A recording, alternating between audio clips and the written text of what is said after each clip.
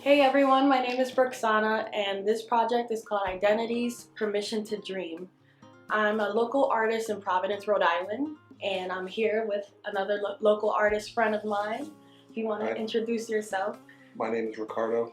I am a local artist from New Jersey, but currently in Providence, Rhode Island. And we'll just be having a conversation, and we hope you enjoy. You want to start, Brooxana? Yeah, so I always wanted to know if there was a certain piece that was tied to a fond memory of yours. Like a piece of work? Yeah, a piece of work that just reminds you of, takes you back to a place. Okay, well, when I first started to kind of consider myself any type of artist, I started with doing graffiti. So I don't have it, but I remember a period of time. So it's more than one, but at the same time it's one because it's very repetitive. Yeah. Where me and a few people were, going into the bathrooms in the high school, middle school, and just kind of leaving our mark. And it's the same piece. It's like a bubble graffiti thing. Yeah. But it was repetitive, and every time that I think, what am I doing, or I don't know what I'm doing, I go back and think about how I figured out how to do that, and it brings me right back to oh, okay, I've been learning how to do this myself the whole time. Yeah. So I hold on to that very closely. Yeah, I love that. To stick to the theme of having a feeling or an attachment to your work, is there a certain mood or feeling that you have to be in to write, or to even have the feeling to go and produce something? I would say feelings of, I guess, heavy sadness usually pushes me to write my best work and just record my best songs, which is unfortunate that it has to get to that, to get to the best work of me, but that's just where I am in this season in my life. When heavy things happen in my life and I feel heavy sadness or just anger, that's what pushes me to create the best things that I never even thought to create, because it's just it's just so much of that feeling in my body, you just gotta let it go, Yeah. So I think that emotion definitely helps me write more. I'm the same way. Yeah. Because you never think of the things you feel and think of when you're angry. Mm-hmm. You have to either you stay angry or you shift it and you put it somewhere else. Right. Yeah. That's how my brain works. Yeah, and I feel like for so much of my life, I'm just used to, growing up in a Haitian household, you're kind of taught to don't say too much, look professional, look put together, just wear a mask, masking, I guess. So much of my life I've been doing that, and so I feel like when I'm pushed to that point of anger or sadness, that's where it's these real emotions are coming out, and I can't even wear a mask if I wanted to. So. Yeah, it's you can't say it, so you go put it in a book. Yeah. You go write it somewhere. Yeah. I know exactly what you feel. Oh, I wanted to ask you actually, did you grow up both parents Haitian? Yes. Okay.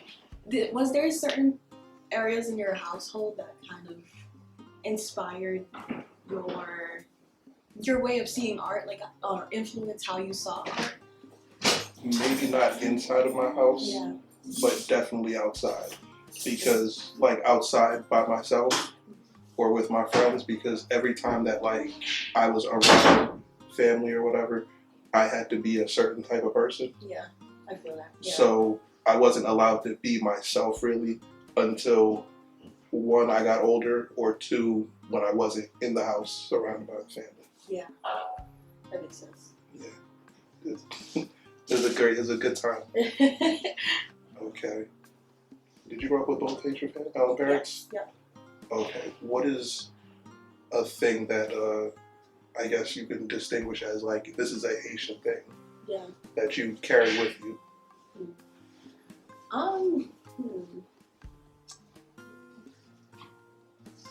I feel like the ability to have hope no matter what is like, it feels like a Haitian thing, although it's like it could be seen as a everybody kind of thing. But I feel like just Haitian people are very like are hit with so much things that, but there's still hope that lives in the mind and the bodies and the spirits of a Haitian person, you know. Yeah. I feel like that just never dies. So I feel like that's like a Haitian thing. In my eyes, just growing up, seeing that in my parents and in people around me, like my cousins or my aunt.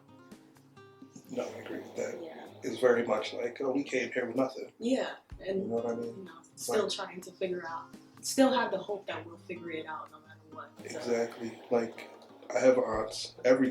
All of our mom's brothers and sisters came here, and it feels like they learned how to speak English in secret. Yeah. It's like one day they didn't understand anything I'm saying. Yeah. Then like 2 weeks later, they're talking back to me. Right. Like, what's going on? Yeah. With no type of complaint about it. No, like, this is hard. Yeah. It's just, oh, it's gonna get done. Right. Yeah. So, My father would tell me stories of when he was in Haiti, he learned how to speak English through mimicking a radio station. And I'm just like, how? I listen to people speak other languages on like TV or something. I can't even get the pronunciation right. So it's interesting how like he was just able to learn English by a radio, by mimicking, you know. So it's one of those things like when you really, really want something. Yeah. Like my mom learned how to speak English watching I Love Lucy. Oh wow. That's why my name's Ricardo. Wow, my mom loved that show too. That's so funny. My mom learned how to speak English because of Nick at Night. Wow. Which That's dope. it is, because like when I think about it, there's no way. Mm-hmm. You know what I mean? Like I watch things in different languages. Mm-hmm. I watch anime. I watch them in Japanese. Yeah. And as it's going, I'm just reading. Right. You know what I mean? Like, and they were learning that without the text, Yeah. without the subtitles, none of that. They're just like, oh, it's going to get done, which is amazing. If you had one piece of yours that to showcase to the world, which one would you choose, or what would you create if you wanted to create something? I have a piece that like I've been working on and off for like a year and a half, and it's like an abstract piece that's like, it started out with me on the couch and my friends were like around me, and then slowly I started to just like take pieces out and put different things in. So I'm putting like quotes that I like in there, I'm putting abstract things in there, I'm putting like surrealist things in there, and it kind of has no place to end. It's kind of like the person who goes in the house and they just like playing chess with themselves all day, and there's like, they're at a standstill. That's where I'm at with it. So I think that I would show that because I can show it while I work on it. Nice. And it's kind of like a representation of like me working on myself, kind of. Love that. One, was your household like super strict? Yes, I would say so. Yeah. So, what is something that was just so normal in your house that you have kind of went against, and what is the general reaction from your family? What's something that's normal in our house that I went against? Like something that is just like a Haitian social norm that you were kind of like, I understand and I respect it, but that's not me. Gotcha. Let me think about this one. There's one. I know there's one. I'm like trying to think. No, I understand. Yeah. Because for me, it's the entire like, oh, I'm going to do art thing. Like whenever I tell them that, they kind of just, ha ha ha, that's cute. Right. Yeah. Like no matter how good or bad it is, that's cute. Yeah. I had like an interesting, my parents, I had an interesting experience with my parents when it came to art, because my father, he like supported it, but my mother always wanted me to be a nurse. But at the same time, every time I got into something with art, my dad would be like, no, you're not doing that. So it was weird. It was like he supported it, he wanted to support it, but every time I said, oh, I'm doing this show, he's like, no, you're not doing that. Like I remember being an ambitious kid and like wanting to like book interviews when I was like 15. Cool. So I would book my own interviews like for acting stuff, modeling, and singing. And I would just tell my dad, I'm going to Boston, you're taking me. And then he would just like shut it down all the time, and it would like really break me. So I guess I agree with that. I would always like go against that and still go after my dreams, even if my parents were, you know, just Because not. they like, I think because like how they came over here, Yeah. that nothing makes sense to them except for structure. Right. Yeah. It's like, oh, guaranteed this, guaranteed that. Mm-hmm. Oh, like my mom knows nothing. She knew nothing about computers, Mm-hmm. but she was like, you gotta go to school for computers. Yeah. I'm like, why? Mm-hmm. Like she didn't know nothing about it at all. She was just like, everybody's buying a computer. Yeah. You can fix them, You're right. and then that was it. I was like, Yeah. okay, Yeah. so I definitely understand that. Like I would show her pictures, and she'd just be like, oh, that's so nice. And I'm like, I'm gonna sell this. It's like, one time, okay. Yeah. I'm like, no, I want to like keep selling these. Yeah. Like, no. Have you ever had that experience where you showed your parents that you were making good money from your art and then they supported? No. No? Oh, okay. Like, I had the same situation, except for like my dad passed when I was younger. So he would be like, oh, whatever you want to do. Like I'm doing, you know, little doodles or whatever. Oh, that's great. That's amazing. My mom like, right. nah. That's exactly how it was. But now I feel like my mom is like coming around to it, but she's still like, you know, how are you gonna make money? Like, you know, so. That's But why when you're really passionate about something, you master it, or you're in the process of mastering it, like you're gonna make it in some way. So, so what parts of yourself do you see in your work? Okay, so there's two sides, and it depends on when I'm looking at it. Mm-hmm. Like if I'm in a really good mood, then I see like a lot of hopeful things in it. Yeah. But if I'm in a bad mood, I see a whole lot of sadness, maybe a little bit of anger. But it really depends on how I'm feeling. Usually I'm pretty like even, so I see the hope because I try like as hard as I can not to do anything that like just outwardly looks like angry or sad, because I think, you know, everywhere you go, that's what sells the most. Yeah. So I try to like kind of stay away from it. Gotcha. What would you say is a unique thing about you, like in your work, that helps you remain like relatable to people? I think my story alone.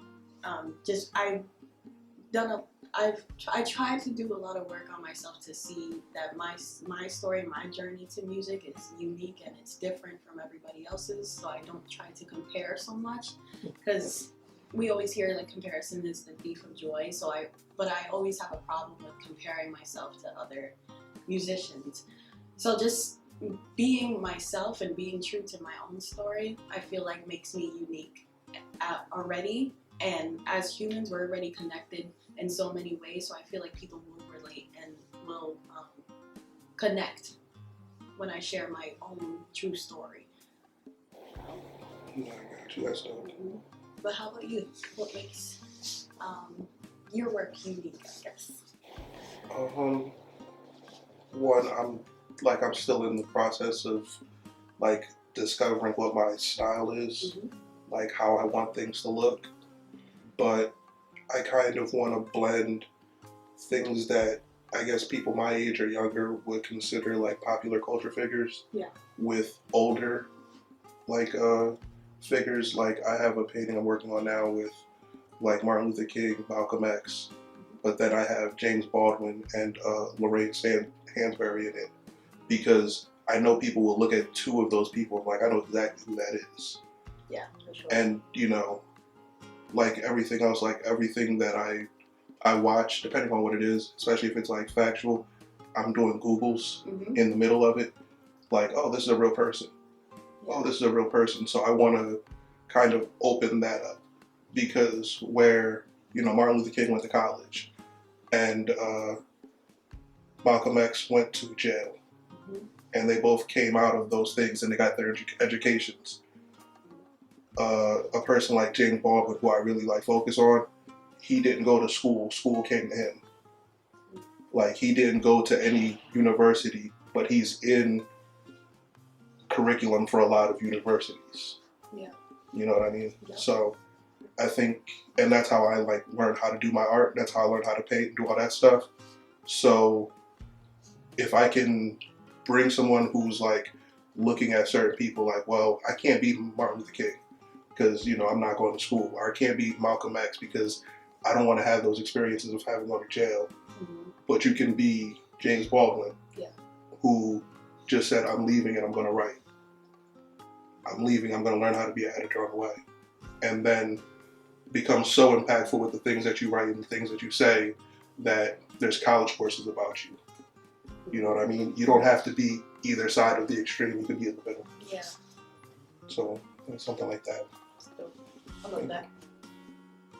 Yeah, definitely puts highlight on the fact that, like, there's no one way to getting to where you want to get to. And a lot of people try to push things on us as people, as if this is the one way to get there. And when you just stay true to yourself, you find your own journey to where you're trying to move to. So. Yes, and I think that, like, the path that you get to yourself, like the one that you make for yourself, is the most important one. Yeah. Because, you know, I'm 32. I know a lot of people who have just followed different roads, and, you know, maybe they worked for a little bit, and then they got to a point where they weren't working anymore, and they have nothing to fall back on because they don't know who they are. Yeah. So it's just like, oh, the blueprint didn't work, now I have to find another one, instead of like building one themselves. Right. Yeah. You know what I mean? Yeah. So I definitely understand that. That's crazy. It's a crazy thing when you talk to someone who's like, you ask, what do you like? They don't know. Yeah. You know what I mean? And I think that, you know, it's not just like knowing yourself is so important, and knowing that there's options to get where you need to go while you're being yourself. I think those things are important as well. Definitely. Saves you from being just caught up in all types of things you don't need to be caught up in. Yep. Pulling you further away from yourself. So I'd say this. To bounce off of that, what is something like growing up in the type of house you grew up in, what did it teach you like for the outside? 40 outside? Like something that was so instilled in your house, whether it's something that you agreed with or not, that turned out to help you, like when you grew up and you started to really like be outside as an adult. I think with my parents, they would always say, oh, don't share too much, stay private, basically stay mute whenever people ask you about things. Just say, oh, I'm doing well. That's all you gotta say. I think, honestly, for so long, I was like, oh, I don't know what they're talking about. Like, I need to, share. As soon as I got to high school, I'm like, I need to share with people. I need to tell people. But then growing older, it's like you realize people really don't need to know everything about you. Like, yes, you control what people know about you. You control what you want to share with people. Even with social media, being an artist, I feel like nowadays people want to know who the artist is to decide if they want to support them. But I feel like back in the day, artists did interviews, but they didn't really talk too much about their personal lives. It was more about their art. So people could connect to their art more. But now, since social media is big, people want an inside view of how you live, how you think. And just to decide if they want to support you or listen to your music. When it's like, do you not like the person? Like, you know what I'm saying? Like, does that matter if you don't like the person to like their music? Or to like their art? I have that conversation with my friends all the time because like they're not. In my friend group, I'm one of maybe 3 people. Like in a specific friend group, I'm the only person who does anything artistic. So when I see someone's interview, I look at it differently than them. Like I know that some people this is a character. This is not the real person. Yeah. Because, you have to keep something for yourself or you'll go crazy. Yeah. So when they see it and they think like, oh, this is the whole person, and why haven't they talked about this yet? Because the more you give certain people, the more they want, Yeah. without putting the thought in that you're a person. Right. Yeah. And maybe you need to go somewhere and process some of these things. Mm-hmm. Maybe you need some time for yourself. Maybe this isn't for y'all. Mm-hmm. You know what I mean? Like certain people who like they keep their families out of the camera. Yeah. And I have friends who are just like, oh, that means they're bad parents. And I'm like, no, that means that that part of this isn't for you. Right. You know what I mean? So I completely agree with that, because my mom used to come to me and just tell me the most horrifying things about like, oh, these people were hanging out with his friends and then something horrible happened. They did it to him. And I'm like, why are you telling me this? Like every time I was going to leave the house. Right. My mom still does that to this day. And it's like, it's tough. Because it really makes you think. Because I'm an overthinker. So I'm like, hey, are these people really for me? Like, it really makes you think about it. But I'm like, let me relax. Oh, my mom used to, like, when I first moved out of the house, my mom used to call me, I had a dream. Yes, my mom does this. Like, this happened to you. Are you okay? And I used to start making stuff up. Which is, you know, as I'm older, and like it's one of those things because like I was a bad kid, so all of her wild like thinking to some point was kind of like it was warranted, because like I was outside just doing stupid things. Mm-hmm. So it really helped me when I was like around certain people. Mm-hmm. That like I can get around someone like pretty quickly and just be like, oh, I don't like you. Yeah. You know what I mean? And that's okay. It's not like, it's nothing against you because I don't know you. But the way that you talk too fast, you talk too slow, something that you're doing, it doesn't sit right with me. So I don't have to speak to you and it'll be fine. Exactly. There doesn't have to be any beef. There doesn't have to be any harsh feelings. Like, people can choose whether they want to be your friend or not. And there's no beef, no hard feelings about it. It's nothing personal. It's just that person's decision. And I think, like I was saying, with social media, people feel entitled to people's friendship or information or whatever. They have like they have a feeling like they followed you, like they're paying. Yeah, right. It's like, okay, where's the content? Mm-hmm. You know what I mean? Like, I need a video, I need a picture, I need this.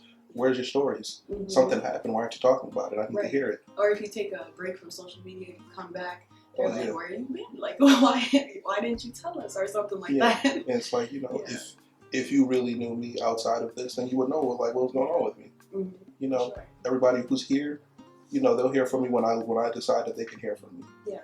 But some people don't have that, because I think, and this is another thing that like growing up in the type of way that we did. Mm-hmm. When I got out of high school, I know a lot of people who were so stuck in the schedule of like, I'm going to see my friends every day. Yeah. So when they started to not see their friends because they started to get jobs and do those things, they became offended by it. Yeah. And like my mom used to kind of really put it in me like, oh, that's, you know, so you can't just be up under people. Yeah. Like, oh, I don't care what they're doing. You know what I mean? Like, unless we're doing something that day, then I don't care what they're doing, really. You know what I mean? They'll be fine. Yeah. But if you tell me you're going to come here at 3 o'clock, you better be here at 3 o'clock. Yeah. But outside of that, whatever you're doing is what you're doing. Yeah. So I kind of learned to understand people's time and space, like, pretty well with that. I agree. Same here. What is your favorite part of the whole process? Like from the beginning, from like having the idea to writing it down to picking like what is going to collaborate with like your idea. What is your favorite part of the whole process? Honestly, before, I think I would say the end part of my process, just finally having what I've been working to get to. But now I really feel like it's those moments where you just are lost and you're like stagnant and you're doubting yourself, even though it feels terrible. But when I get out of that, I'm like, that was needed, you know, like that those are the beautiful parts of the process as well, not just the ending or the beginning. It's the middle parts. It's the parts that people don't see all the time. It's the parts where you're alone and you're in your thoughts, and even though it can get hectic, it can get crazy, I feel like those are the parts that you'll always remember, and that will always remind you just how thankful you are for being at the end of the process. I feel like I was just talking to one of my friends about Lucky Day. He just saw him perform in Boston, and I was watching him record him on his stories, and he just looks so, I got goosebumps just by watching him perform on a story. And I'm like, he just looks so excited to be on stage. He looks so excited, like he performed, like I'm thankful to be here, and I'm grateful to be here. Like as if he was remembering everything that got him there, you know, those moments where nobody really knows about. So I think my favorite part of the process is hitting rock bottom and then coming back up from it. So okay. Like I really like, because when you hit those points, it always feels like you're so close to a breakthrough. Yeah. And that little bit of like light, it kind of lets you know like if you should be doing this. Yeah, definitely. It's like I think I watch a lot of comedians when they're not doing comedy, and they always say like you shouldn't get into this if you can't make it through the booze, because, or you know, like when the booze become just a little bit less, because right before that is when you're about to hit, you know what I mean, you're about to learn how to get a laugh correctly. Yeah. And I think it's the same way, like when you're putting a song together, that point right before it starts to sound like what you wanted to hear, or that drum sounds exactly how it sounded in your head. Yeah. Like right before that, when you're kind of like, I almost quit. Mm-hmm. Because it's the same way for me. Like I will go through 35 like ugly stages of a painting before I start to even care about it anymore. Yeah. Like I'll keep coming back to it because like I'm stubborn. Mm-hmm. Where it's like, oh, I hate this. Yeah. And then I'll come back to it because I hate it. It's like, I'm going to make this thing work. Yeah. And then I just keep going. And then it starts to look like something. Yeah. And usually at the end of it, I'm so deep into that feeling that I just start something else. Yeah. I feel that. So. I admire that though, because I find myself starting things and not really feeling it, and then stopping it, starting something new a lot. I do that too. Yeah, I do that a lot, and I'm like, just stick with it. Like just finish it, even if you feel like it's trash or whatever. Just stick with it and see what it comes out to be, and share it with people. Because I mean, sometimes it's true that sometimes when you put things out there, you don't really see what it is until other people react to it, or until you see other people's reactions to it. It's like their reactions unlock what it really is to you. You know? It helps you appreciate the other parts. Yeah. It's like when I paint, I'm usually like really close to it. Yeah. And sometimes I get so deep into the painting part of it that I don't know what it looks like when I take a step back. And then when I take a step back, I'm like, oh, I did this pretty good. Yeah. And I did this okay. Mm-hmm. So I know exactly how you feel. Yeah. Definitely removing the blinders. Yeah. Like perspective is everything. Mm-hmm. And I feel like we're also so hard on ourselves, so it's easy to get clouded and just see things that aren't there, or not see things that are there. So. And you're the only person who saw the thing or heard it before you did anything to it. Right. Yeah. So like before I put any paint down, I know what it looks like. Mm-hmm. And I'm sure before you record a song, you know what it sounds like. Yeah. And nobody else gets that. So I understand that. And I'm asking a follow-up question. Like a lot of the stuff that you do is collaborative. Yeah. Like unless you make all the beats. I usually find beats, apply them, work with the producers, yes, I collab. What is your favorite and least favorite part of like being collaborative? My least favorite definitely is depending on people. Like I wish I'm learning things now because I just want to be able to think of something and do it. But to search for beats to explain what's in my head to someone else is not always so easy. So it's like that's my least favorite part of it. Just like going through that process of having to explain yourself 1,000 times to get what you want. Then you don't want to settle, so you keep explaining it, and then they get tired. It's like, Yeah. so it's just like that's the least favorite part of it all. And then some people don't really pull through. Some people don't have the same vision, so you just move on. So you just gotta find your match whenever you're collaborating. And then my most favorite part about it is I just love working with people. I just love being around different minds, people who think differently, people who can hear things differently, who can help me find harmonies that I didn't even think of, or a piano riff that I didn't even think of adding into it. I just love learning from people, and I love the give and take of a collaboration. Like us. Yeah. I love to pick somebody's brain. Yeah. It always like opens up a little section that I didn't know was sitting there. Right. So that's what's up. Yeah, I guess so. This is my last question. What do you see when you see your own art? If I could put it in one word, I see progress. Because I know what it was before. Yeah.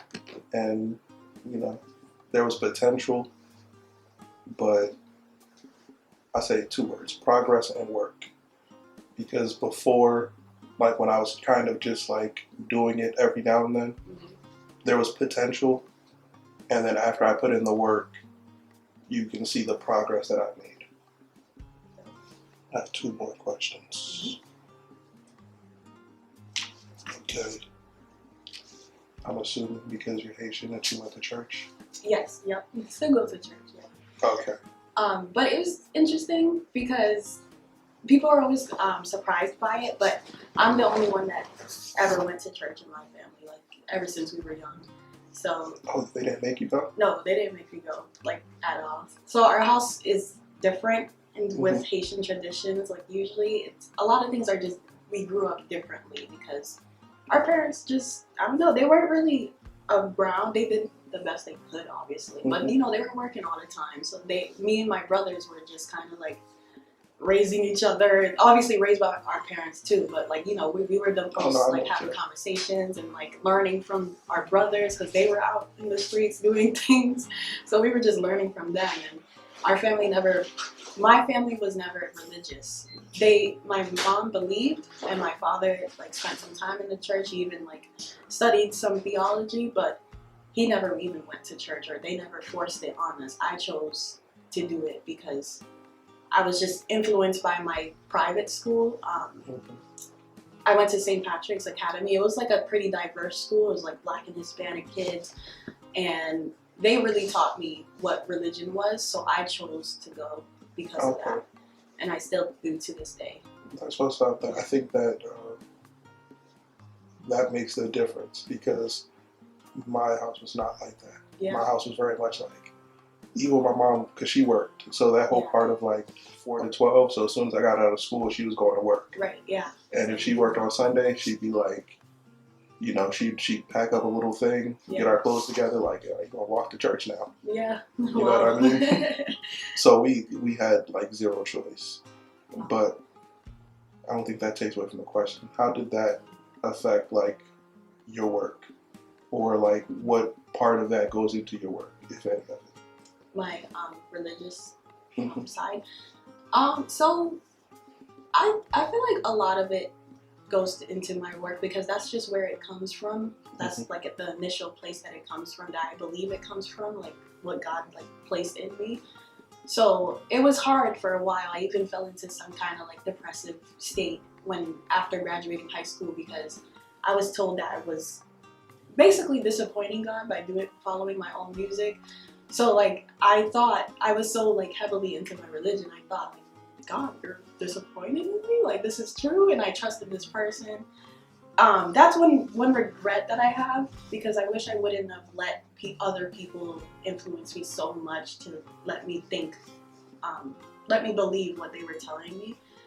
So it was kind of rocky at that point because I was trying to figure out like, well, other people are doing their art and they're still like in their religion. So what does that mean for me? Like, is it really a bad thing? And I started asking more people, talking to more people, and I started realizing that it's normal. It's a good thing that you're using your gifts. This is what God has planted into you. You know, so follow your dreams and do it. Always be you and stay true to your religion. Of course, still keep God in the center. But following your dreams is not a disappointment to God. It's, if anything, it's making Him proud and happy that you're using your gifts to connect with people and help people. I read a book maybe sometime last year, and in the book there's like a lot of religious, like they refer back to it a lot. And one of the things they referred to, especially like in the second book a lot, was the parable of talents, where it's like God gave one person a gift, He gave somebody else 5, He gave somebody else 10, and He told them, go out and use your gifts and bring back to me what you get. The person with 10 went out, doubled it. The person with 5 went out, doubled it. The person with 1 was scared to use it, so he came back with the same thing. And God took the gift away from him, because He's like, I didn't give this to you just for you. I didn't give this to you to be safe with it. I gave this to you so you can share it with people. To show people what I gave you. So I understand that point. And the last question, I call this the YouTube question. If people want to support your creativity and your work, what is the best way to do that? Definitely following me on social media, follow me on YouTube. My name is Brooxana, Brooxana on YouTube. You can find me there. Social media on Instagram. I'm building a website as well, just to keep people updated with what I'm doing. That's mainly the 2 places that I upload my work and keep people updated. Okay. That's good. How about you? I'm working on the same things. I don't have my Instagram how I want it yet, but I'm starting to learn how to edit videos and stuff, so I can make my TikTok work how everybody else's TikTok works. And if I told you that I knew my Instagram name right now, I would be lying to you. But all the same, if you find me, like, comment, and subscribe. Hit that notification bell. Keep me in your thoughts and prayers. You know what I mean.